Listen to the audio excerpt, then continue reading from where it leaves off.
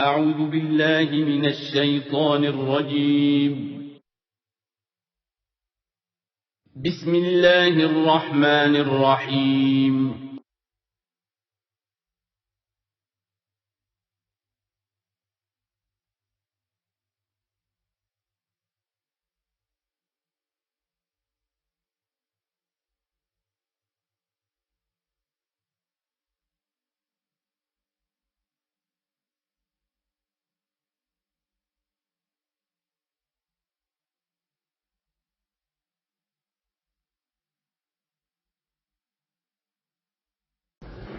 نحمده ونصلي على رسوله الكريم. اما بعد فقد قال الله تبارك وتعالى كما ورد في سورة الحديد: اعوذ بالله من الشيطان الرجيم. بسم الله الرحمن الرحيم. سابقوا الى مغفرة من ربكم وجنة عرضها كعرض السماء والارض اعدت للذين آمنوا بالله ورسله ذلك فضل الله يؤتيه من يشاء والله ذو الفضل العظيم. صدق اللہ العظیم. جن مسلمانوں کے دلوں پر کچھ زنگ آ گیا تھا یا جن کے جوش جہاد میں، ذوق شہادت میں، جذبہ انفاق میں کمی آ گئی تھی، ان کی کچھ تنبیہ، زجر، کچھ مشفقانہ اور محبت بھری ڈانٹ ڈپٹ کے بعد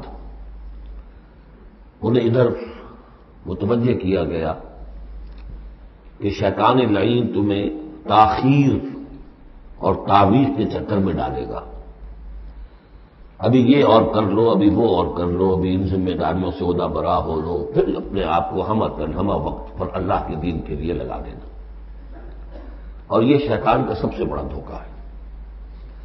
لہذا بڑا ہی جذباتی انداز ہے: الم یعن للذین آمنوا ان تخشع قلوبهم لذکر اللہ وما نزل من الحق. پھر انہیں دعوت دی گئی، اگر اپنے گریبان میں جھانکو اور دلوں کو ٹٹولو اور محسوس ہو کہ یہ دل کی بستی تو ویران ہے، اجڑی ہوئی ہے، یہاں وہ ایمان کی مثبت دولت، اس کی روشنی تو موجود نہیں ہے، تب بھی مایوس نہ ہو. اعلموا ان اللہ یحیی الارض بعد موتها. اللہ مردہ زمین کو دوبارہ زندہ کر دیتا ہے، تمہارے نگاہوں کا مشاہدہ ہے. لہذا تم بھی کوشش کرو تو اپنی دلوں کی اس مردہ زمین میں اثر نو ایمان کی فصل اگا سکتے ہو اور وہ پوری طرح بہار دے گی. لیکن جیسے تم ہل چلاتے ہو، تمہیں اپنی دل کی اس زمین میں ہل چلانا ہوگا. مال کی محبت کو کھود کھود کر نکالنا ہوگا. اس کے لیے صدقہ غریبوں، محتاجوں پر بھی، اور اللہ کے دین کے لیے قرض حسنہ.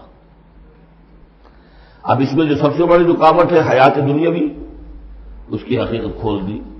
اعلموا انما الحیات الدنیا لعب ولہو وزینۃ وتفاخر بینکم وتکاثر فی الاموال والاولاد. عام طور پر جب قرآن مجید میں یہ دنیا کی زندگی کو لہو و لعب کہا جاتا ہے تو لہو پہلے ہوتا ہے، لعب بعد میں. محاورہ ہے لہو و لعب. یہاں ترتیب بدلی ہوئی ہے اس لیے کہ یہاں عمر کے ساتھ بڑھتے ہوئے مختلف سٹیجز کی بات ہے. ابتدائی زندگی میں کھیل ہی کھیل ہے، اس میں کوئی لذت، جنسی لذت یا کوئی اور لذت نہیں ہوتی. کھیل ہے، مشغول ہے، مشغولیت ہے، مصروفیت ہے. پھر اس میں آتا ہے وہ خطرناک دور ایڈولسنس کا، ٹین ایجرز. اب معاملہ جو ہے بگڑنا شروع ہوتا ہے، لعب کے ساتھ لہو بھی. اور پھر اسی مرحلے پر زینت اور زیبائش. پھر انسان ابھی پوری جوانی کو پہنچتا ہے. یہ 30 برس کی عمر کے آس پاس انسان پھر تفاخر، دوسروں سے اپنے آپ کو اوپر کرنا، نمایاں کرنا.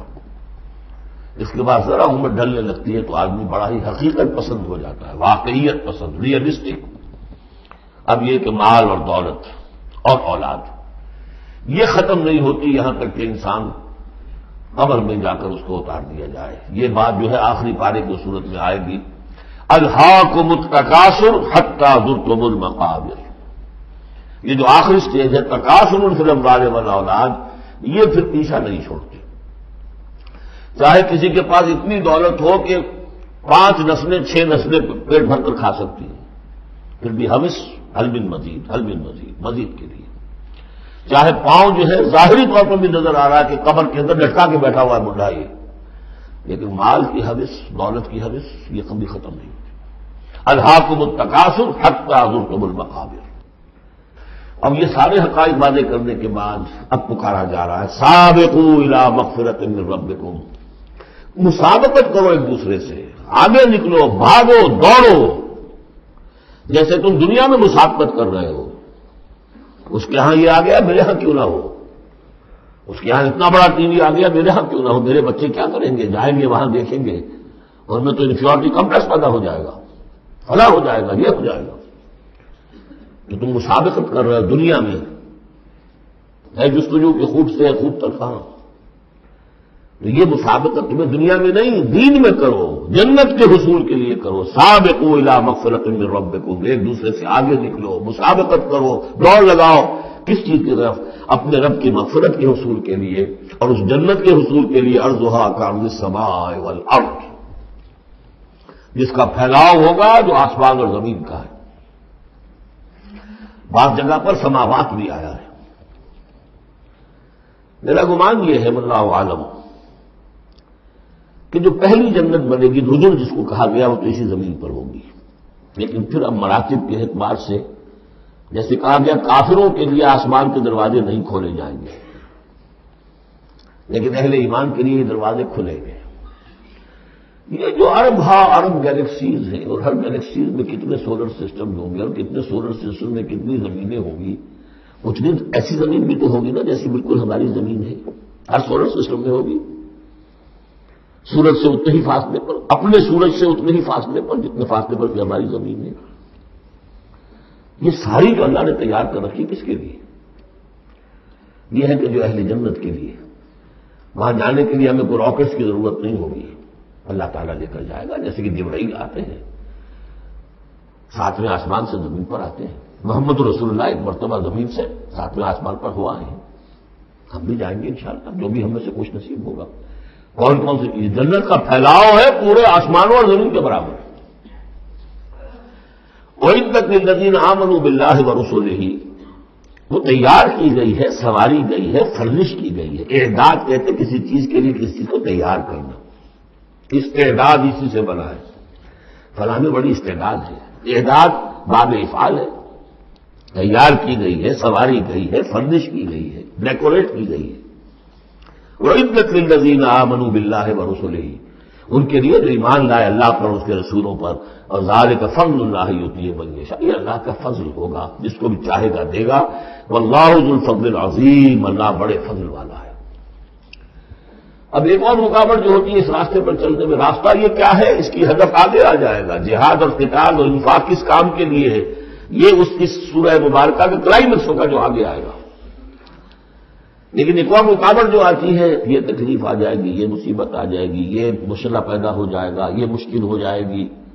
یہ سارے خوف، وَلَنَبْلُوَنَّكُمْ بِشَيْءٍ مِّنَ الْخَوْفِ وَالْجُوعِ وَنَقْصٍ مِّنَ الْأَمْوَالِ وَالْأَنفُسِ وَالثَّمَرَاتِ لَتُبْلَوُنَّ فِي أَنفُسِكُمْ وَأَمْوَالِكُمْ وَلَتَسْمَعُنَّ مِنَ الَّذِينَ أُوتُوا الْكِتَابَ مِن قَبْلِكُمْ وَالَّذِينَ أَشْرَكُوا أَذًى كَثِيرًا. آزمایا تو جائے گا. اب اس کے لیے بتایا کہ بہت بڑا نسخہ دیا جا رہا ہے. ما أصاب من مصیبت فی الارض ولا فی انفسکم، نہیں پڑتی کوئی پڑنے والی، کوئی تکلیف، کوئی مصیبت، کوئی آزمائش، کوئی رنج دہ چیز، تکلیف دہ ہے، مگر الا فی کتاب من قبل ان نبرأہ، چاہے وہ مصیبت تمہاری اپنی جان پر ہو یا پوری زمین پر ہو. وہ بڑے پیمانے پر آیا، سیلاب آیا، زلزلہ آ گیا، ایک انسان کی اپنی ذاتی زندگی میں آیا، ایکسیڈنٹ کے اندر مجروح ہو گیا، کسی بیماری میں مبتلا ہو گیا. ما اصاب من مصیبت فی الارض ولا فی انفسکم الا فی کتاب من قبل ان نبرأہ، وہ ایک کتاب میں درج ہے اس سے پہلے کہ ہم اسے ظاہر کریں. ان ذالک علی اللہ یسیر، یہ اللہ پر بہت آسان ہے. اللہ کا علم جو ہے اتنا محیط ہے ما کان و ما یکون کو، کہ جو کچھ ہونا ہے اس کے علم میں تو پہلے سے موجود ہے. تو تم اسے بڑا عجیب سمجھو گے، بہت مشکل سمجھو گے، اللہ پر یہ آسان ہے. یہ بات تمہیں کیوں بتا دی گئی؟ اس کا ایک نتیجہ نکلنا چاہیے، لِكَيْ لَا تَأْسَوْا عَلَىٰ مَا فَاتَكُمْ، تم افسوس نہ کیا کرو، مایوس نہ ہو جایا کرو اس چیز پر جو تمہارے ہاتھ سے جاتی رہے۔ حوادث سے دنیا سے کوئی چیز اگر ہاتھ سے نکل گئی، موقع ہاتھ سے نکل گیا، اب بیٹھے پچھتا رہے، پیٹ کام کھا رہے، میں اگر اس پر یہ کام نہ کرتا، سیدھا چلا جاتا تو میرا کام بن جاتا، یہ نہ ہوتا، اس نے یہ کام رکاوٹ نہ ڈالی ہوتی تو یہ میرا کام بن جاتا، سوائے وہ پیچ ٹاپ کے کچھ حاصل نہیں۔ اور جسے یقین ہے کہ یہ ہونا ہی نہیں تھا میرے لیے، اللہ تعالیٰ کی طرف سے یہ شے طے نہیں تھی، بس بات ختم ہو گئی، اور اس کے میرے ہاتھ سے نکل جانے ہی میں کوئی خیر ہے۔ آسان تحبوا شیئا وہو شر لکم، آسان تکرہوا شیئا وہو خیر لکم، واللہ یعلم وانتم لا تعلمون، میں تو جانتا نہیں، اللہ جانتا ہے۔ ما اصاب من مصیبۃ فی الارض ولا فی انفسکم الا فی کتاب من قبل ان نبرأها ان ذلک علی اللہ یسیر لکی لا تأسوا علی ما فاتکم ولا تفرحوا بما آتاکم، جو کچھ اللہ تمہیں دے دے اس پر اترایا مت کرو، اس لیے وہ بھی آزمائش ہے، جو دیا ہے تمہیں اس میں آزمائش ہے، اس پہ اکاؤنٹ فال کرنا پڑے گا، وہ لائبلٹی ہے۔ آپ کو معلوم ہے بیلنس شیٹ جب بنتی ہے تو جو کیپٹل ہوتا ہے وہ لائبلٹیز کے کھاتے میں آتا ہے، اتنا مال تھا تمہارے پاس، اب بتاؤ نا کیا کیا تم نے اس میں۔ وہ اللہ جو کچھ دیتا ہے وہ لائبلٹی ہے، اس کو اکاؤنٹ فال کرنا ہوگا قیامت کے دن۔ تمہیں اتنا مال دیا تھا میں نے، تم نے کیا کیا؟ تمہیں اتنی ذہانت میں نے دی تھی، تم نے کہاں لگائی؟ یہ صلاحیتیں میں نے دی تھی، کہاں خرچ کی؟ دنیا بنانے میں یا آخرت بنانے میں؟ باطل کے نظام کی چاکری کرنے میں؟ آئی ایم ایف کی سروس ہو رہی ہے، اتنے بلین روپے تنخواہ مل رہی ہے، ٹھیک ہے، چاکری کس کی ہو رہی ہے؟ کس کے نظام کو چلا رہے ہو؟ کس کی رقص میں گھوڑے بن کر جتے ہوئے ہو؟ غور کرنے کی بات ہے۔ وہاں ہمیں فخر ہوتا ہے، فلاں شخص ورلڈ بینک کے اتنے ہونے پر پہنچ گیا، ہمارا عزیز اور ہمارا، کس کی چاکری ہو رہی ہے؟ لیفٹیننٹ بن گیا انگریز کی فوج میں، انگریز کی فوج میں۔ لِكَيْ لَا تَأْسَوْا عَلَىٰ مَا فَاتَكُمْ وَلَا تَفْرَحُوا بِمَا آتَاكُمْ، جو کچھ تمہارے ہاتھ سے جاتا رہے، نکل جائے، اس پر افسوس نہ کیا کرو، اور جو کچھ اللہ تمہیں دے دے اس پر اترایا نہ کرو، سوچا کرو۔ بلکہ امام احمد بن حنبل رحمۃ اللہ علیہ کا معاملہ تو یہ ہوا تھا کہ جب وہ خلق قرآن کا مسئلہ چل رہا تھا تو جس زمانے میں کہ ان پر عتاب ہو رہا تھا حکومت کی طرف سے، جیل میں تھے، مارا جاتا تھا کہ کہو کہ قرآن مخلوق ہے، اور وہ کہنے کو تیار نہیں تھے۔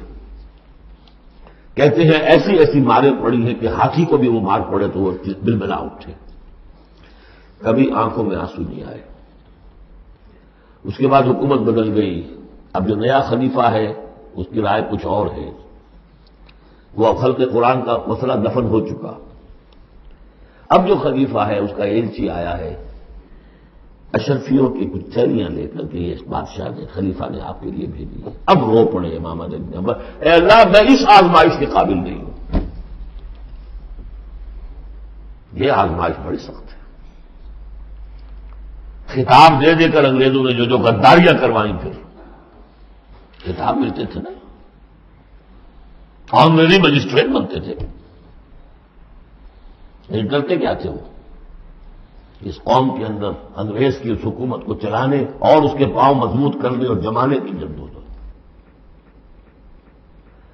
لِكَيْ لَا تَأْسَوْا عَلَىٰ مَا فَاتَكُمْ وَلَا تَفْرَحُوا بِمَا آتَاكُمْ وَاللَّهُ لَا يُحِبُّ كُلَّ مُخْتَالٍ فَخُورٍ، اللہ کو بالکل پسند نہیں ہے اترانے والے اور فخر کرنے والے۔ الَّذِينَ يَبْخَلُونَ، اور ظاہر بات ہے کہ جو مال کے اوپر اترائے گا وہ مال کو سنبھال کر رکھے گا، اسی کی بنیاد پر تو ہے اس کی اکڑ۔ الذین یبخلون ویامرون الناس بالبخل، جو خود بھی بخل سے کام لیتے ہیں اور لوگوں کو بھی بخل کا مشورہ دیتے ہیں کہ میاں ذرا ہاتھ روک کے رکھو، کیا کر رہے ہو؟ تمہیں دونوں ہاتھ کھلے چھوڑ دیے ہیں، پتہ نہیں ہے تمہارے ہاں 4 بیٹیاں بھی ہیں، ان کے ہاتھ نیلے کرنے ہیں کہ نہیں؟ کہاں تم اللہ کے لیے اور اللہ کے دین کے لیے سب کچھ خرچ کرنے کے در پہ ہو گئے ہو؟ ومن یتولی فإن اللہ هو الغنی الحمید، اور جو کوئی رخ پھیر لے گا، منہ موڑ لے گا، اللہ تعالیٰ تو غنی ہے اور حمید ہے، اسے کسی کے احتیاج نہیں ہے، وہ ستونہ صفات ہے۔ اب آ گیا ہے کلائمیکس اس سورہ کا. یہ آج کے ہم مسلمانوں کے لیے قرآن مجید کی اہم ترین آیت ہے. دین کا کانسیپٹ ہمارا کیا ہے؟ حکومت انگریز کی ہوتی رہے، ہمیں کیا نمازیں پڑھنی، روزے رکھنے ہیں. وہ بہت بڑے عالم نے انگریز کے دور میں کہا تھا ہمیں کوئی ایسا کام نہیں کرنا چاہیے جس سے انگریزوں کو، ہمارے حاکموں کو تشویش ہو، اس لیے کہ انہوں نے ہمیں مذہبی آزادی دی ہوئی ہے. ہمیں وہ روکتے نہیں، نمازیں پڑھو، داڑیاں رکھو، روزے رکھو، حج کرو، انگریز روکتا نہیں. جس پر پھر علامہ اقبال نے بھپٹی چست کی تھی کہ ملا کو جو ہے ہند میں سجدے کی اجازت، ناداں یہ سمجھتا ہے کہ اسلام ہے آزاد. اسلام کہاں آزاد ہے؟ کیا قرآن کا قانون نافذ ہے؟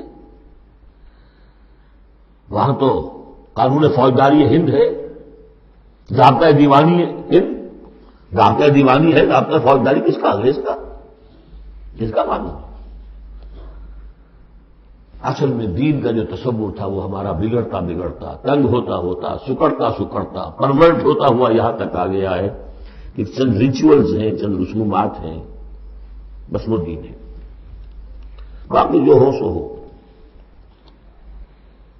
یہاں ذرا اس آیت کو آپ دیکھیے. ایک تو یہ کہ اس اعتبار سے اہم ترین ہے کہ ہمارے اس تصور دین کو چیلنج کرنے والی، جھنجھوڑنے والی.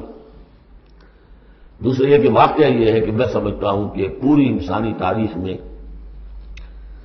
ایسی پوریاں انقلابی عبارت کہیں آپ کو نہ مل سکے جو اس ایک آیت میں ہے. اور ڈنکے کی چوٹ دھڑلنے کے ساتھ، ناٹ چوئنگ دی ورڈز.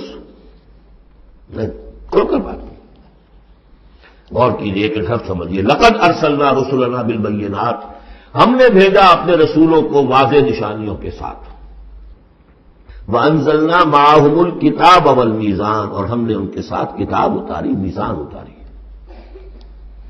یہ سب کچھ کس لیے کیا؟ لِيَقُومَ النَّاسُ بِالْقِسْطِ، تاکہ لوگ عدل پر قائم ہوں. یہ قرآن اس لیے اتارا کہ اس کی قرآن خوانی کی مجلسیں ہو جائیں، یا قرات کی محفلیں ہو جائیں، یا خطاطی کی نمائشیں ہو جائیں. اللہ نہ خیر سر. 40 من کا قرآن ہم نے لکھ لیا ہے سونے کے تاروں سے، بہت تیر مارا ہے. قرآن اس لیے نازل ہوا تھا، نظام کسی اور کا، قانون پہ راضی اوروں کے. مولانا ماہر القادری صاحب کا جو شعر تھا، یہ مجھ سے عقیدت کے دعوے، قانون پہ راضی اوروں کے، یوں بھی مجھے رسوا کرتے ہیں ویسے بھی رلایا جاتا ہوں. تو قرآن اس لیے تو نہیں ہے. قرآن تو آیا جو نظام لے کر آیا اسے قائم کرو، جو نظام لے کر آیا اسے نصب کرو، جو شریعت لے کر آیا اسے نافذ کرو. اگر یہ نہیں تو بابا پھر سب کہانیاں عمریں کرتے رہو ہر سال.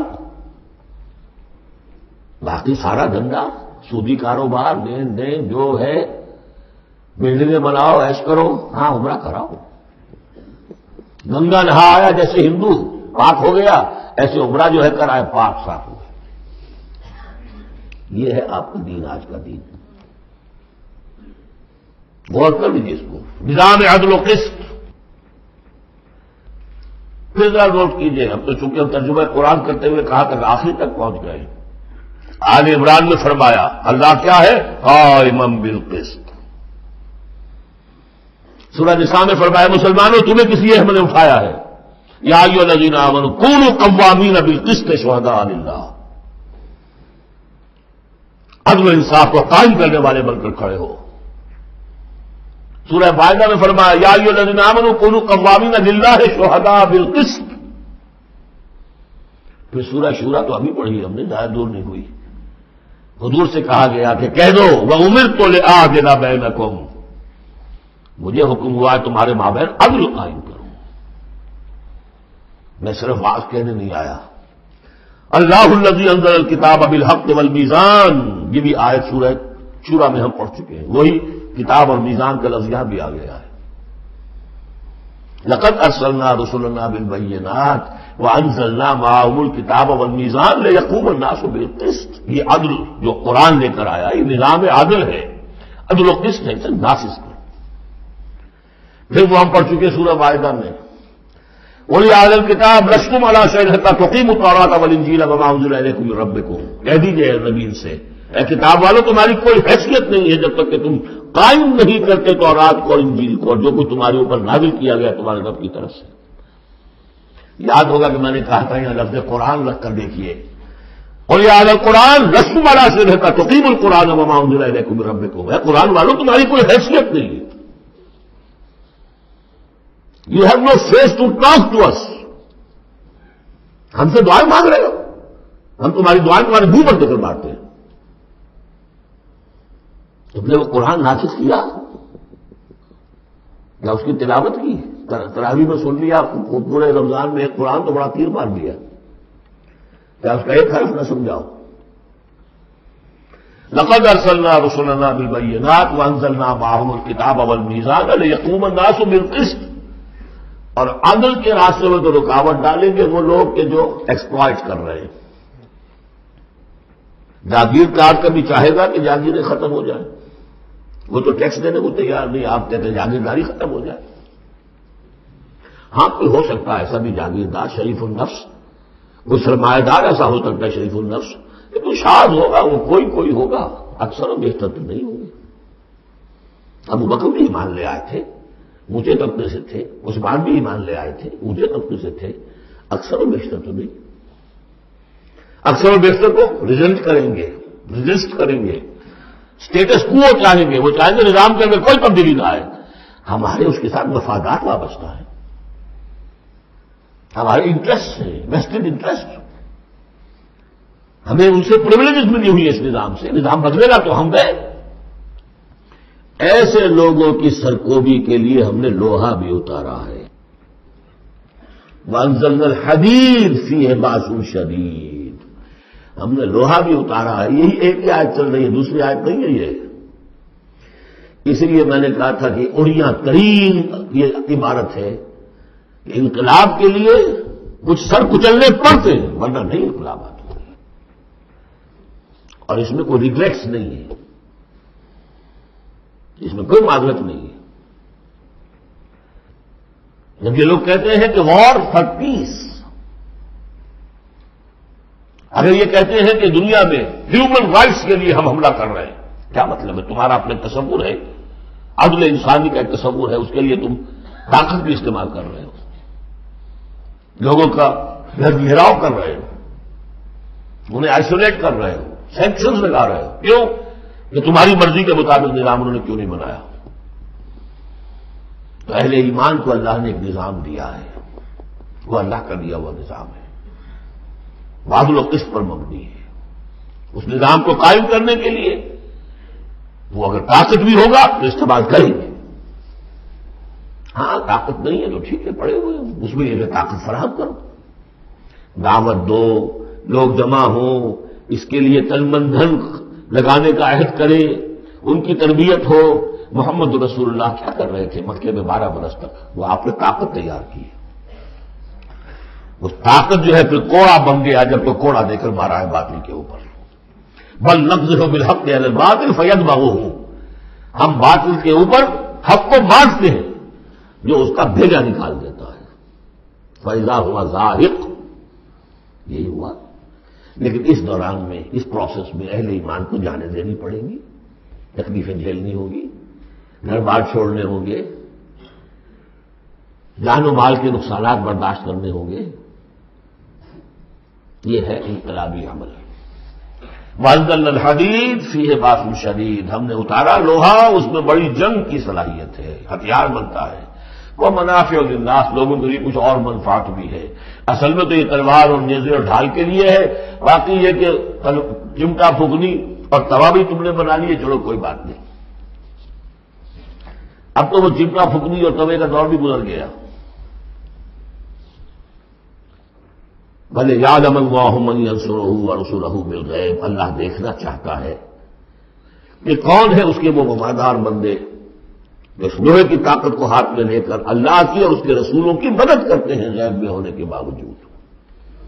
دین اللہ کا ہے، اور اسے غالب کرنے کے لیے جو اللہ کے بندے میدان میں آ گئے گویا کہ وہ اللہ کے مددگار ہیں. یا ایھا الذین آمنوا کونوا انصار اللہ. اگرچہ دین نافذ کرنا قائم کرنا فرض منصبی محمد رسول اللہ کا ہے. هو الذی ارسل رسولہ بالہدی ودین الحق لیظہرہ علی الدین کلہ. جو ان کے انصار بن گئے، مددگار بن گئے، وہ اللہ کے مددگار، رسول کے مددگار. یہ مضمون جب آئے گا ابھی نکھر کر، اور اس ایک آیت کی شرح سمجھ لیجئے کہ جو سورہ صف میں آئے گی. اس لیے کہ یہ جو آیا ہے یہ جمع کا صیغہ ہے. لقد ارسلنا رسلنا بالبینات، رسولوں کو بھیجا، اور تین چیزیں دے کر بھیجا: بینات، کتاب اور میزان. لقد ارسلنا رسلنا بالبینات ایک، وانزلنا معهم الکتاب نمبر 2، والمیزان نمبر 3، تاکہ عدل پر قائم ہو. حضور کے بارے میں اب آیت آئی هو الذی ارسل رسولہ بالہدی ودین الحق. میں دو چیزیں دے کر بھیجا، تیسری نہیں. کیا مطلب؟ بینات اور الہدی ایک ہو گئے ہیں، کتاب اور معجزہ ایک ہو گئے. یہ قرآن ہی معجزہ ہے محمد رسول اللہ صلی اللہ علیہ وسلم کا. ریڈیوس ہو کر تین چیزیں محمد کے معاملے میں صلی اللہ علیہ وسلم دو رہ گئی ہیں. الہدی، اسی میں قانون ہے، کتاب ہے، اور یہی معجزہ ہے. محمد رسول اللہ کا معجزہ یہ ہے. ہاں، میزان مکمل ہو کر دین حق کی شکل اختیار کر چکی ہے. میزان عدل و قسط اب دین حق. هو الذی ارسل رسولہ بالہدی ودین الحق لیظہرہ علی الدین کلہ ولو کرہ المشرکون. یہ سورہ صف کی مرکزی آیت ہے جو آگے آ جائے گی. لقد ارسلنا رسلنا بالبینات وانزلنا معهم الکتاب والمیزان لیقوم الناس بالقسط وانزلنا الحدید فیہ بأس شدید ومنافع للناس ولیعلم اللہ من ینصرہ ورسلہ بالغیب ان اللہ قوی عزیز. یہ سورہ مبارکہ جو ہے ایک اعتبار سے مضمون تدریجاً ترقی کرتا ہوا کلائمیکس پر پہنچ گیا ہے آیت نمبر 25 پر جو ہم نے پڑھ لی. اب ایک سمجھیے ضمیمہ ہے اس میں. ابھی میں پہلے اینٹی کلائمیکس کا لفظ استعمال کرتا رہا، وہ مناسب نہیں ہے. ضمیمہ ہے. ضمیمہ کیا ہے؟ شیطان نے ایک اور چال چلی. جن لوگوں کے دلوں میں اللہ کی، رسول کی محبت بہت ہو گئی، آخرت کی طلب بھی ہو گئی، اور حقیقی ایمان اور صحیح جذبات، اس کا رخ موڑ دیا رحمانیت کی طرف. جاؤ خوب نفلیں پڑھو، خوب تپسیاں کرو، خوب عبادتیں کرو، دنیا کو چھوڑو، تاکہ دنیا میں ننگا ناچ ناچوں، اور جو اللہ کے ماننے والے ہیں وہ جا کر گپھاؤں میں اور پہاڑوں کی چوٹیوں پر اور غاروں میں جا کے تپسیاں کریں.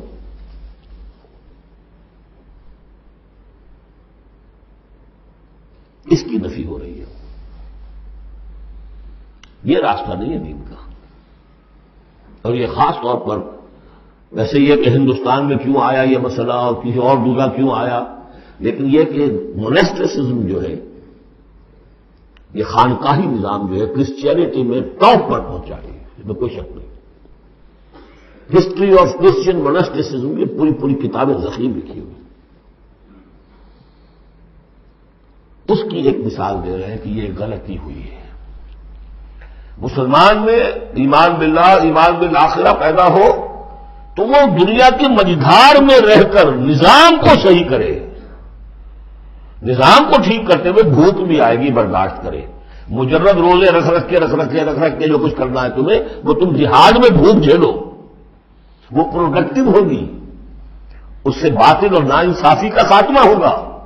اور تم کہیں خانقاہوں کے اندر روزے رکھ رہے ہوگے، اس سے دنیا کو کوئی فائدہ نہیں ہوگا. یہ زمین و آسمان کا فرق ہے. مونسٹسزم. یہی وجہ کہ اسلام میں بھی جب بادشاہت آ گئی، ملوکیت کا جب آ گیا تو راستہ بڑھ گیا. باقی اب جاؤ، چلے کھینچو، خانقاہیں آباد کرو، راج کرے گا خالصہ. لیکن یہ حکومت کے معاملات جو ہے ان کے بارے میں بات نہ کرنا. یہ ہے وہ راستہ، ٹیڑھا راستہ جو معروف، جو ہم جانتے ہیں، جن کو رسولوں کا معاملہ تو ان میں حضرت عیسیٰ کے پیروکاروں کے اندر یہ غلطی پیدا ہوئی.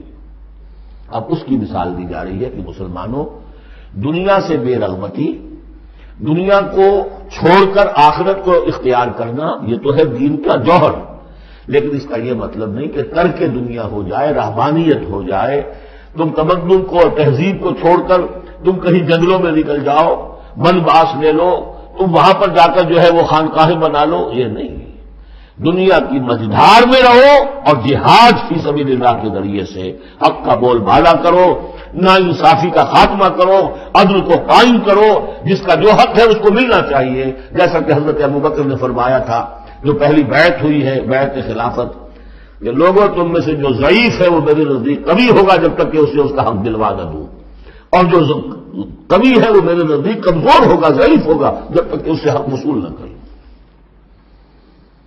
یہی بات کہی تھی حضرت سعد بن ابی وقاص نے رضی اللہ تعالی عنہ ایرانیوں سے، جب انہوں نے کہا آپ لوگ کیوں ہم پر چڑھائے؟ فرمایا انا قد ارسلنا، ہم بھیجے گئے ہیں، اللہ نے بھیجا محمد کو، محمد نے بھیجا ہمیں. مشن کیا ہے؟ لنخرج الناس من ظلمات الجہالت الی نور الایمان، کہ لوگوں کو نکالے ہم جہالت اور جاہلیت کی تاریکیوں سے ایمان کی روشنی کی طرف. ومن جور الملوک الی عدل الاسلام، بادشاہوں کے ظلم و ستم کے پنجوں سے نجات دلا کر اسلام کے عادلانہ نظام سے مشناس کریں. یہ ہمارا مشن ہے.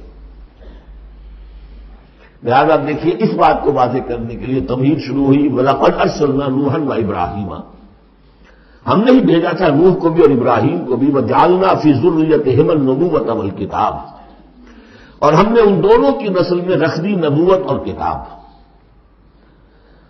حضرت نوح کی بات ظاہر بات ہے کہ ان کی نسل ہی چلی ہے، لہذا نبوت بھی ان کی نسل میں چلی. لیکن ان کی نسل حضرت سام کی نسل بھی ہے، حضرت حام کی نسل بھی ہے، حضرت یافس کی نسل بھی ہے. تو یقیناً حضرت نوح اور حضرت ابراہیم کے مابین تو انبیاء اور رسل تینوں نسلوں میں آئے، حام کی نسل میں بھی، یافس کی نسل میں بھی، سام کی نسل میں بھی. قرآن مجید میں صرف سامی رسولوں کا تذکرہ ہے. البتہ ابراہیم کے بعد پھر جو آئے ہیں وہ حضرت ابراہیم کی نسل میں آئے ہیں، اور حضرت ابراہیم چونکہ اب سے تقریباً 5000 برس قبل کے ہیں، اور ان کی اولاد کہاں کہاں تک گئی ہے یہ بالکل اپنی جگہ پر ایک تحقیق کا موضوع ہے. لیکن اب نبی ان کے بعد آئے ہیں، ان کی نسل. وَلَقَدْ أَرْسَلْنَا نُوحًا وَإِبْرَاهِيمَ وَجَعَلْنَا فِي ذُرِّيَّتِهِمَا النُّبُوَّةَ وَالْكِتَابَ فَمِنْهُم مُّهْتَدٍ وَكَثِيرٌ مِّنْهُمْ فَاسِقُونَ. اب ان کی نسل کے اندر بہت سے ہیں ہدایت یافتہ بھی ہیں، لیکن بہت سے کثیر جو ہے وہ فاسق ہیں. یہ تمہید ہے کس بات کے لیے؟ ثُمَّ قَفَّيْنَا عَلَىٰ آثَارِهِم بِرُسُلِنَا وَقَفَّيْنَا بِعِيسَىٰ ابْنِ مَرْيَمَ، پھر ہم نے بھیجے ان کے پیچھے ان کے نقش قدم پر آثارہم برسلنا، اپنے بہت سے رسول. وقفینا بعیسی ابن مریم، اور پھر ہم نے بھیجا عیسیٰ ابن مریم کو. عیسیٰ ابن مریم کے تذکرے کے لیے یہ ساری تمہید ہے. وآتیناہ الانجیل، اور اسے ہم نے انجیل عطا فرمائی حضرت عیسیٰ ابن مریم کو. وجعلنا فی قلوب الذین اتبعوہ رأفۃ ورحمۃ، اور ہم نے رکھ دیا، پیدا کر دیا ان لوگوں کے دل میں جنہوں نے اس کی پیروی کی بڑی نرمی اور رحمت. رافت اور رحمت، رافت کہتے ہیں اس کو کہ کسی کو تکلیف میں دیکھ کر آپ تڑپ اٹھیں، یہ رافت ہے. اور رحمت یہ ہے کہ آپ اب اس کے لیے اس تکلیف کے ازالے کے لیے کوئی کوشش کریں. گویا کہ یہ ایک جیسے کہ ہمارے ہاں وہ ریفلیکس ایکشن کا ایک سرکل ہے. ادھر کسی چیونٹی نے کاٹا، اس کا سارا تصور جو ہے یہاں پہنچ گیا دماغ میں، کسی چیز نے کاٹا، فوراً وہاں سے حکم آیا اور جو مسلز ہیں ان کو حکم ہوا اور ہاتھ جو ہم نے کھینچ لیا. انسٹنٹینیسلی یہ شے ہوتی ہے. اسی طریقے سے کسی کو دیکھا تکلیف میں اور خنجر چلے کسی پہ، کانپتے ہیں ہم امیر، سارے جہاں کا درد ہمارے جگر میں ہے. اگر یہ شکل پیدا ہو جائے تو پھر آدمی اس کے نتیجے میں پھر جو بھی کچھ کر سکتا ہے کرتا ہے اس کے لیے. تو رافت اور رحمت یہ گویا کہ کمپلیمنٹری ہے. اللہ تعالیٰ فرما رہے کہ حضرت عیسیٰ کے جاننے والوں ماننے والوں کے دلوں میں یہ بات تو ہم نے پیدا کی ہے، خود تسلیم کر رہے ہیں. وَجَعَلْنَا فِي قُلُوبِ الَّذِينَ اتَّبَعُوهُ رَأْفَةً وَرَحْمَةً. اس کی وجہ کیا ہے؟ حضرت عیسیٰ خود بہت رقیق القلب تھے، بہت نیک تھے. اس درجے ان کے اندر تھی ایک چور کو دیکھا اپنی آنکھوں سے کہ چوری کر رہا ہے، اسے کہا کیا کر رہا ہے؟ چوری کر رہا ہے۔ اس نے کہا نہیں میں چوری تو نہیں کر رہا۔ اچھا بھائی میری آنکھ نے غلط دیکھا۔ حضرت عیسیٰ کی اپنا مزاج، ہر ایک کا اپنا مزاج ہے، لہذا وہی مزاج ان کے جو حواریین تھا ان کے اندر پیدا ہوا ہے، رافت، رحمت، رقت قلب، شفقت۔ لیکن یہ چیز اب شیطان نے اس کو موڑ دیا رہبانیت کی طرف۔ وَرَهْبَانِيَّةً ابْتَدَعُوهَا، رہبانیت کی بدعت انہوں نے ایجاد کی ہے۔ ایک شے تو ہم نے رکھی ان کے دل میں، رافت اور رحمت ہم نے رکھ دی۔ رافت اور رحمت تو بری شے نہیں ہے، خود حضور کے لیے لفظ سورہ توبہ کی آخری آیت میں آ چکا ہے، بالناس رؤوف الرحیم، بالمومنین رؤوف الرحیم، اہل ایمان کے حق میں آپ رؤوف بھی ہے رحیم بھی ہے۔ رافت اور رحمت، رافت اور رحمت بری شے تو نہیں، لیکن اس کا جو رخ موڑا ہے شیطان نے، اس کو کہا بدعت۔ وَرَهْبَانِيَّةً ابْتَدَعُوهَا، رہبانیت کی بدعت انہوں نے ایجاد کر لی۔ مَا كَتَبْنَاهَا عَلَيْهِمْ، ہم نے تو وہ ان پر فرض نہیں کی تھی۔ إِلَّا ابْتِغَاءَ رِضْوَانِ اللَّهِ، ہم نے تو جو فرض کی تھی وہ یہی تھی کہ اللہ کی رضا تلاش کرو۔ اللہ کی رضا تلاش کرنے میں ایک راستہ یہ ہے، نفس کشی، سیلف انہیلیشن، تپسیاں، ریاضتیں، رہبانیت، ترک دنیا، تجرد کی زندگی، شادی بیاہ نہیں کرنی، لیکن یہ غلط راستہ تھا۔ اللہ کی رضا کا راستہ کیا ہے؟ وَابْتَغُوا إِلَيْهِ السَّبِيلَ وَجَاهِدُوا فِي سَبِيلِ اللَّهِ بِأَمْوَالِكُمْ وَأَنفُسِكُمْ، یہ راستہ ہے جو اللہ چاہتا ہے، باطل کو بلیا بیٹ کرنے کے لیے، حق کو غالب کرنے کے لیے، ظلم کے خاتمے کے لیے، عدل و قسط کو قائم کرنے کے لیے۔ سختیاں جھیلو، تکلیفیں برداشت کرو، بھوک برداشت کرو، فاقے برداشت کرو، جان و مال کا نقصان برداشت کرو، یہ ہے کہ جو اللہ کی رضا جوئی کا راستہ ہے جو اللہ نے سکھایا ہے۔ ہاں شیطان نے موڑ دیا، ان کی نیکی اب تمدن سے مڑ کر ادھر چلی جائے تاکہ یہاں تمدن کا میدان میرے لیے ننگا ناچ میں ناچوں، مجھے کچھ پوچھنے والا نہ ہو۔ فَمَا رَعَوْهَا حَقَّ رِعَایَتِهَا، پھر ایک اور دوہرا جو ان کے اوپر چارج شیٹ ایک اور ہے، پھر وہ رعایت بھی نہیں کر سکے اس کی جیسی کہ رعایت کرنی چاہیے تھی۔ ایک دفعہ آدمی طے کر لے میں ساری عمر شادی نہیں کروں گا، مجرد رہوں گا، یہ تو آسان ہے، اس کو نبھانا تو آسان نہیں ہے۔ اللہ نے انسان میں جنسی جذبہ رکھا ہوا ہے، نتیجہ کیا نکلا؟ وہ جو کتابیں میں نے بتایا ہے کہ اتنی موٹی موٹی ضخیم کتابیں جو ہیں ہسٹری آف کرسچین موناسٹسزم پر، ان میں پڑھ لیجیے اب کیا ہوتا تھا۔ کہنے کو راہب ہے اور راہبائیں ہیں، اور زنا ہو رہا ہے، حرامی بچوں کی پیدائش ہو رہی ہے، اور ان کے تہخانوں کے اندر قبریں بن رہی ہیں۔ وہ تہخانے جو ہوتے تھے راہب خانوں کے، وہ حرامی بچوں کے قبرستان ہوتے تھے۔ آخر فطرت کا راستہ ہے، دریا کے آگے آپ بند باندھیں گے کیا کریں گے؟ کوئی راستہ اس کا ایک اور بنائیے تو پھر وہ بند باندھ سکتے ہیں نا، چلتے دریا میں کیسے بنا دیں گے؟ وہ اسلام نے راستہ دیا ہے، حلال راستہ ہے، جائز راستہ ہے، شادی کرو، اپنے جنسی جذبے کی تسکین کا سیدھا سامان جو ہے وہ تمہارے لیے موجود ہے۔ جہاں وہاں قدغن آ جائے گی حرام خوری ہوگی، پانی کے آگے بہاؤ کریں گے، پانی کہیں نہ کہیں سے راستہ نکال لے گا، یہی ہوا۔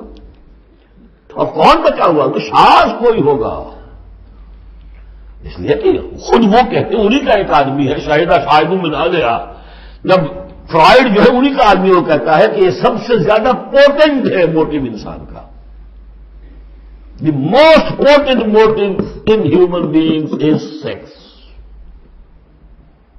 حالانکہ غلط ہے یہ، مغربی حکمات میں سے کسی کی نظر کہیں جم گئی، کسی کی کہیں جم گئی، مارکس کو پیٹ نظر آیا، معاشی جذبہ جو ہے انسان کا، اس کو سیکس نظر آیا، ایڈلر کو دی ارج ٹو ڈومینیٹ، تفوق، خود میں تفوق، یہ ساری چیزیں اپنی جگہ پر پارشل ٹروتھس ہیں، سب ٹھیک ہے، لیکن بہرحال جو اتنا بڑا جذبہ ہے اس کے آگے آپ ایک غیر فطری اگر بند باندھیں گے تو اس کا نقصان کیا ہوگا؟ فما رعوها حق رعایتها، تو پھر وہ رعایت بھی نہ کر سکے، اس کی حفاظت نہ کر سکے، اس کا حق ادا نہ کر سکے، اس کو نبھا نہ سکے جیسا کہ نبھانے کا حق تھا۔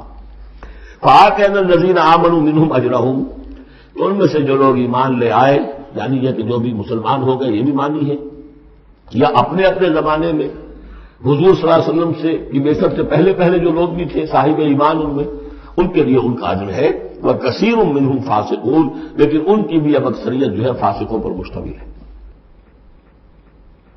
یا ایھا الذین آمنوا اتقوا اللہ وآمنوا برسولہ، اس کے دو مفہوم ہیں، ایک تو یا ایھا الذین آمنوا اہل ایمان، مسلمانوں سے خطاب ہے، اہل ایمان اللہ کا تقوی اختیار کرو اور اللہ کے رسول پر ایمان کو پختہ کرو۔ لقد کان لکم فی رسول اللہ اسوۃ حسنہ، ان کی زندگی میں دیکھو کیا توازن تھا، انہوں نے ترک دنیا تو نہیں کی، شادیاں کی، بھرپور زندگی گزاری ہے، ان کی اولاد بھی تھی، کتنی بیویاں تھیں، ہاں اس کے باوجود پوری زندگی لگی ہے دین کے غلبے کی جد و جہد میں۔ یہ اسوہ ہے، یہ آئیڈیل ہے تمہارے لیے، یہ نمونہ ہے، ان کی پیروی کرو۔ لقد کان لکم فی رسول اللہ اسوۃ حسنہ۔ اور اس اسوے میں واقعہ یہ ہے کہ یہ بھی دیکھنے کی ضرورت ہے، ایک تو یہ کہ آپ حضور کی زندگی میں گنتے چلے جائیں، یہ چیز بھی تھی، یہ چیز بھی تھی، یہ چیز بھی تھی، یہ چیز بھی تھی، یہ چیز گن لی، آپ نے فہرست بنا لی، آپ نے وہ ساری چیزیں جو ہے اپنے اندر پیدا کرنے کی کوشش کی، فیصلہ کر لیا کریں گے۔ لیکن اگر یہ حماقت آپ نے کر دی کہ دیکھا نہیں کہ ان مختلف چیزوں کے مابین ریشو پروپورشن کتنا تھا، اصل شہر ریشو پروپورشن، ایک چیز کتنی تھی، دوسری کتنی تھی، تیسری کتنی تھی، اگر ریشو پروپورشن ڈسٹرب ہو جائے گا تو اس تو ختم ہو جائے گا۔ جیسے نسخے کے اندر 4 دوائیں ہیں، ایک تولہ بھر ہے، ایک ماشا بھر ہے، ایک فصلیہ چھٹان بھر ہے، اور آپ نے وہ چھٹان والے کو تولہ کر دیا، تولے کو چھٹان کر دیا، تو نسخہ شفا کی بجائے نسخہ ہلاکت بن جائے گا۔ تو محض یہ ثابت کر دینا یہ ثابت ہے، فلاں حدیث سے ثابت ہے، یہ ایک بات ہے، صحیح ہے، لیکن یہ دیکھیے کہ حضور کا مجموعی جو طرز عمل ہے، آپ کا جو رویہ ہے، زندگی جو آپ نے گزاری ہے، اس میں ٹائم ایلوکیشن کیا تھا، اس میں ریسورسز کی ایلوکیشن کدھر تھی، اس میں اب پرائرٹیز کس کو تھی، کیا چیز جو تھی وہ پرائمری تھی، کیا سیکنڈری تھی، اگر یہ چیزیں بھی ملحوظ نہ رکھی گئی تو مسئلہ نہیں جائے گا، وہ کچھ اور بن جائے گا۔ لہذا یہاں زور جو ہے وہ آمنوا برسولہ، اور ایک بات یہ ہے کہ یہاں پر اہل کتاب کو بھی خطاب کیا جا رہا ہے کہ ان میں سے بھی جن لوگوں کے دلوں کے اندر ابھی کوئی رمق تھی ایمان کی، سابقہ ایمان کی، ان کو پکار کر کہا جا رہا ہے یا ایھا الذین آمنوا اتقوا اللہ وآمنوا برسولہ، اللہ کو تو تم مانتے ہو پہلے سے، اس کا تقوی اختیار کرو۔ اب تمہارے لیے بڑا امتحان یہ کہ اس رسول پر بھی ایمان لاؤ، اور اگر تم اس رسول پر بھی ایمان لاؤ گے یؤتکم کفلین من رحمتہ، تمہیں دوہرا دے گا اپنی رحمت میں سے حصہ۔ اہل کتاب جو ایمان لائے حضور پر، ان کے لیے دوہرا اجر ہم پڑھ چکے ہیں پہلے ہی، سورہ قصص میں آ چکا ہے۔ وَيَجْعَلْ لَكُمْ نُورًا تَمْشُونَ بِهِ، اب یہ دونوں کو کور کرے گا۔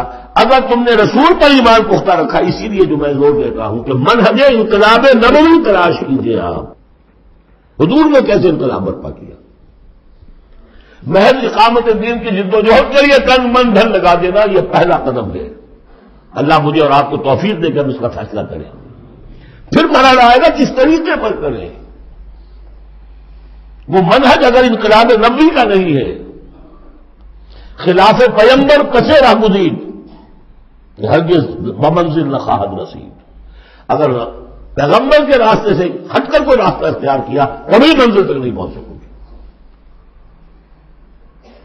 لہذا آمنوا برسولہ، جتنا یقین ہوگا کہ جائی جاست، آپ کو معلوم ہے جہاں جہاں گمان ہوتا ہے کہ یہاں تیل ہے، کروڑ ارب روپیہ جو ہے وہ وہاں پہ ڈرلنگ کے اندر، تلاش کے اندر لگا دیتے ہیں کہ نہیں، یقین ہو کہ جائی جاست، اصل شے ہے سیرت محمدی صلی اللہ علیہ وسلم، اصل شے ہے طریق محمدی صلی اللہ علیہ وسلم، منہج و منہاج محمدی صلی اللہ علیہ وسلم۔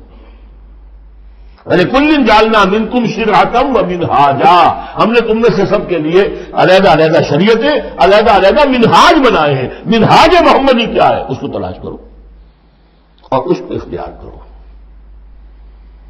یا ایھا الذین آمنوا اتقوا اللہ وآمنوا برسولہ یؤتکم کفلین من رحمتہ ویجعل لکم نورا تمشون بہ ویغفر لکم واللہ غفور رحیم۔ اور بخش دے گا. پھر اس راستے پر آدمی چل پڑے، رخ سیدھا کر لے، بحثیت مجموعی زندگی صحیح رخ پر آ گئی تو خطا تو ہو جائے گی کبھی نہ کبھی، کہیں پاؤں پھسل جاتا ہے آدمی کا، اٹھتا ہے توبہ کرتا ہے. انما التوبۃ علی اللہ للذین آمنوا للذین یعملون السوء بجہالۃ ثم یتوبون من قریب واللہ غفور الرحیم. اللہ جو ہے وہ غفور الرحیم ہے. تو میں نے جو اس آیت کا مفہوم بیان کیا آپ کے سامنے کہ اس میں خطاب کا رخ جو ہے اہل کتاب کی طرف بھی ہے، اس سے اگلی آیت جو ہے بہت کھل جاتی ہے.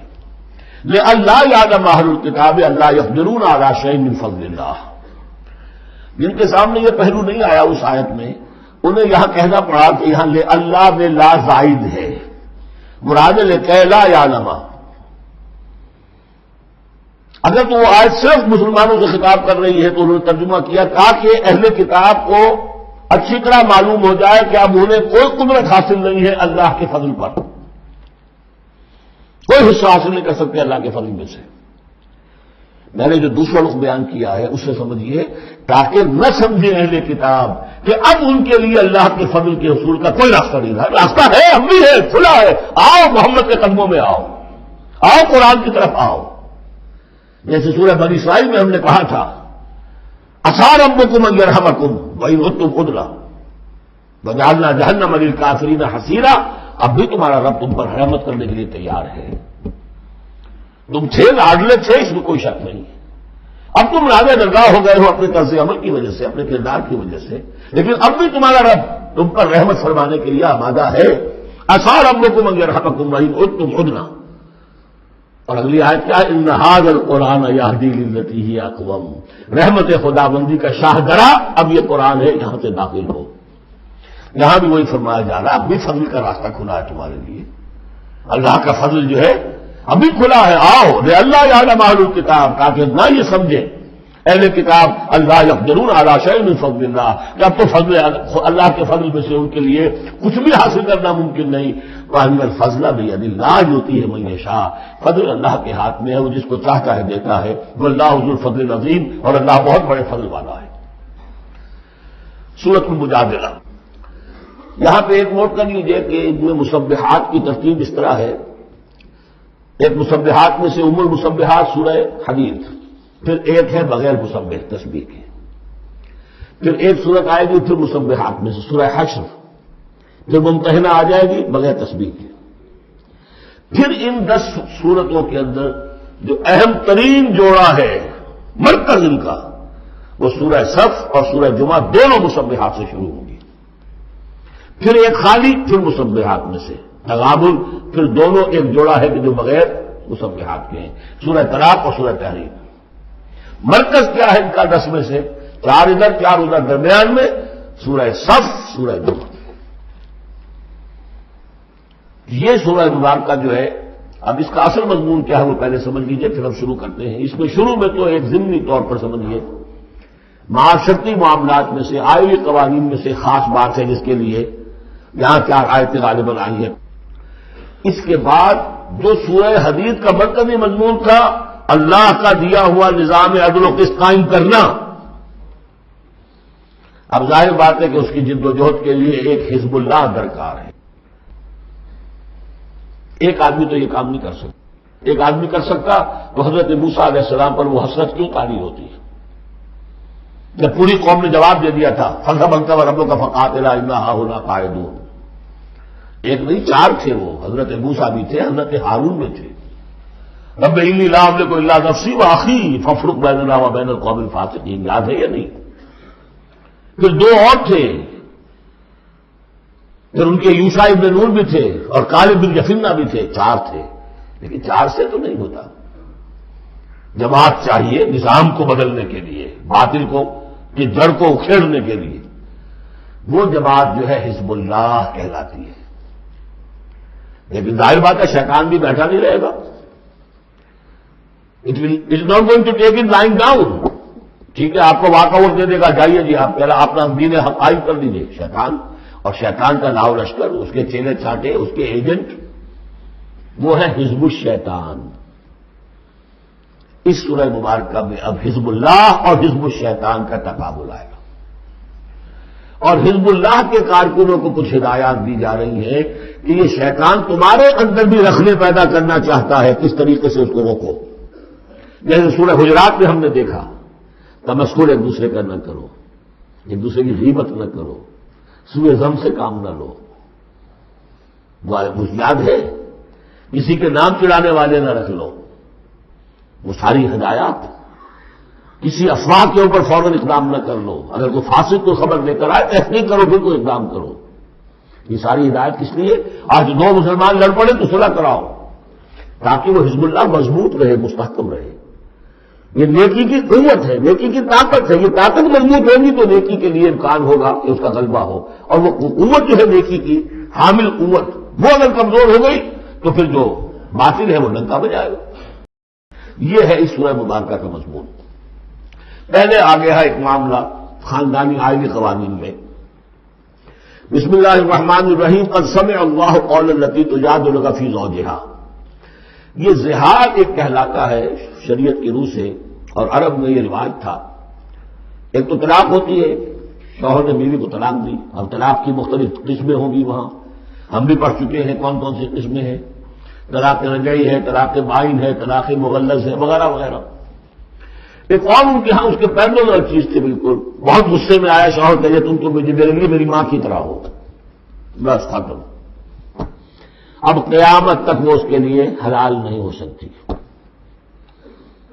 وہ اس کے لیے حلالہ بھی کوئی نہیں۔ طلاق مغلظ کے لیے تو پھر بھی کوئی حلالہ ہے، اس کے لیے حلالہ بھی نہیں۔ یا کہہ دیا ماں کی پیٹھ کی طرح ہو، ماں کے جسم کے کسی حصے سے تشبیہ دے دوں، اب تو تم میرے لیے تو میری ماں کی فلاں چیز کی طرح ہو، گویا کہ اب میں تمہارے ساتھ کوئی تعلق نہیں رکھ سکتا۔ مستقل جدائی ہو گئی، اس کو زہار کہتے ہیں۔ یہ واقعہ پیش آ گیا، صحابہ میں سے ایک صاحب تھے اوس بن ثابت، انہوں نے اپنی بیوی خولہ بنت ثعلبہ کے ساتھ زہار کیا، بچے تھے چھوٹے چھوٹے۔ وہ آئی روتی پیٹتی حضور کے پاس، حضور یہ کر دیا اوس نے، میں کیا کروں گی، اب یہ میرے چھوٹے چھوٹے بچے ہیں، یہ رل جائیں گے۔ حضور نے کہا بیٹھو، میرے پاس تو کوئی ابھی قرآن میں کوئی حکم نہیں آیا ہے، میں کیا بتاؤں تمہیں، جب تک کہ قرآن کی طرف سے وحی نہ آئے میں کچھ نہیں بتا سکتا۔ وہ چیخ رہی ہے، حضور سوچیے تو صحیح میں کروں کیا، کہاں جاؤں، ان بچوں کو لے کر کہاں جاؤں گے، یہ ہلاک ہو جائیں گے بچے۔ اور پھر کبھی کہے اللہ بھیج جلدی سے کوئی میرے لیے راستہ بھیج۔ اس کیفیت میں پھر یہ وحی نازل ہوئی، قد سمع اللہ قول التی تجادلک فی زوجہا، اللہ نے سن لی ہے اس عورت کی بات جو اے نبی آپ سے جھگڑ رہی ہے اپنے شوہر کے بارے میں، وتشتکی الی اللہ، اور اسی میں وہ اللہ سے فریاد بھی کر رہی ہے کہ اللہ میرے لیے راستہ پیدا کر۔ واللہ یسمع تحاورکما، اور اللہ سن رہا تھا اے نبی آپ کے اور اس کے مابین جو گفتگو ہو رہی تھی، جو کنورسیشن ہو رہی تھی۔ واللہ یسمع تحاورکما ان اللہ سمیع بصیر، اللہ سمیع ہے، سب کچھ سننے والا، بصیر ہے، سب کچھ دیکھنے والا۔ لہذا اب اس خولہ بنت ثعلبہ کی فریاد پر اللہ تعالیٰ کی طرف سے جو رحمت کا دریا جوش میں آیا، مستقل قانون کی حیثیت سے قانون شریعت میں یہ چیز شامل کر دی گئی۔ الذین یظاہرون منکم من نسائہم، اے مسلمانوں تم میں سے جو لوگ اپنی بیویوں کو اپنی ماں کہہ بیٹھے، ماں ہن امہاتہم، وہ ان کی مائیں تو نہیں بن جاتی کہہ دینے سے، جیسے کسی کو بیٹا کہنے سے بیٹا تو نہیں بن جائے گا، وہ منہ بولے بیٹے کی کوئی حیثیت نہیں، اسی طرح یہ ماں کہہ دینا اسے کوئی معنی نہیں۔ ان امہاتہم الا اللہ ولدنہم، ان کی مائیں تو وہی ہیں جنہوں نے انہیں جنا ہے۔ وانہم لیقولون منکرا من القول والزورا، یقیناً جو بات کہہ رہے ہیں وہ جھوٹی ہے اور بہت ناپسندیدہ بات ہے۔ وان اللہ لعفو غفور، اللہ تعالیٰ عفو ہے، معاف فرمانے والا ہے اور غفور ہے، بخشنے والا ہے۔ کیونکہ ابھی تک یہ رواج تھا، چل رہا تھا، لہذا اگر اوس سے یہ بات ہو گئی ہے تو اللہ معاف کرے گا انہیں، اور جس سے بھی ہوئی ہے اس وقت اللہ معاف کرے گا، لیکن اب جو ہے قانون آ رہا ہے۔ والذین یظاہرون من نسائہم ثم یعودون لما قالوا، وہ لوگ کہ جو اپنی بیویوں کو اپنی ماں سے یا اپنی ماں کے جسم کے کسی حصے سے تشبیہ دے بیٹھے اور پھر وہ لوٹنا چاہیں، اعادہ کرنا چاہیں لما قالوا، جس بات کو انہوں نے کہا تھا اسے واپس آنا چاہیں، فتحریر رقبۃ من قبل ان یتماسا، تو ایک غلام کو آزاد کرنا ہوگا اس سے پہلے کہ وہ آپس میں ایک دوسرے کو مس کریں.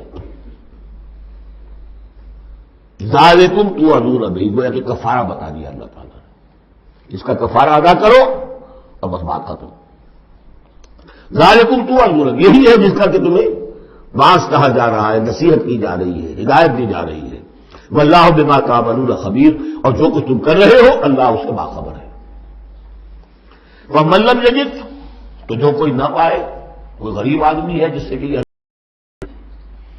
اور وہ ایک اب اس کے پاس کوئی غلام نہیں ہے، اب غلام خریدے پھر آزاد کرے، اس کے پاس پیسہ نہیں ہے.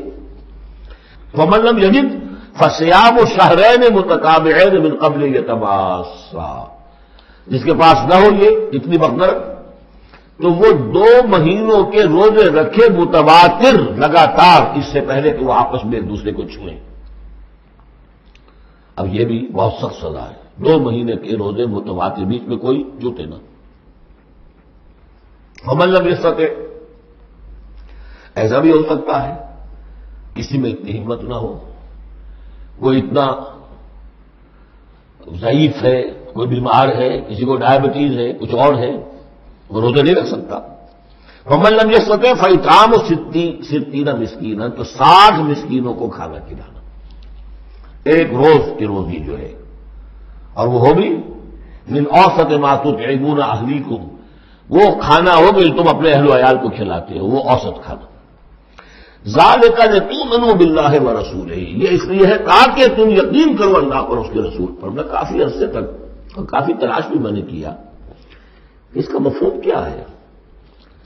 یہ تمہیں دیا جا رہا تاکہ تم ایمان رکھو اللہ پر، اس کے رسول پر، کیا مطلب ہو؟